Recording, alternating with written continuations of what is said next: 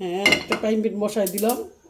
এবারে জলটা দিলাম। কেটে রেখেছিলাম সে ভিন্ডিটা আমি রান্না করব।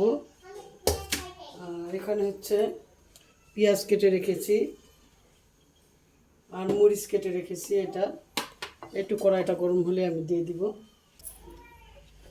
তেল দিয়ে দিব এটাতে।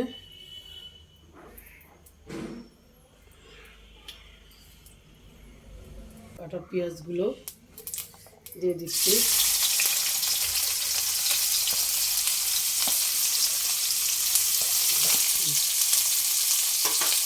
এবার আমি এবারে নেড়ে চেড়ে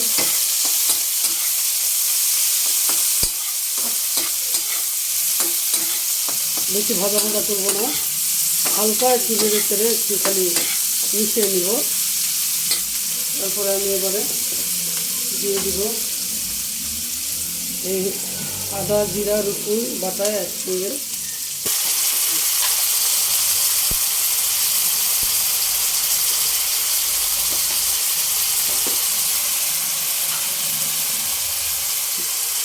আধ লিটার লবণ একটু দিয়ে দিলাম। এবারে দিব মরিচের গুঁড়ো, যে যেমন ঝাল খায় আর কি সেভাবে। এইভাবে আমরা একটু ঝাল বেশি খাই। এবারে সব কিছুতে ভিতরে নিলাম। এবারে একটু পানি দিয়ে দিলাম। পানি দিয়ে নেড়ে চেড়ে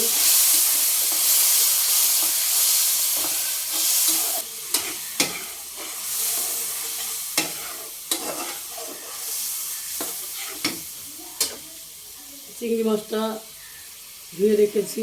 এখন আমি এই চিংড়ি মাছটা এটাতে দিয়ে দিলাম, দিয়ে নেড়ে চেড়ে মিশিয়ে নেব। কিছুক্ষণের জন্য একটু ঢেকে দিলাম।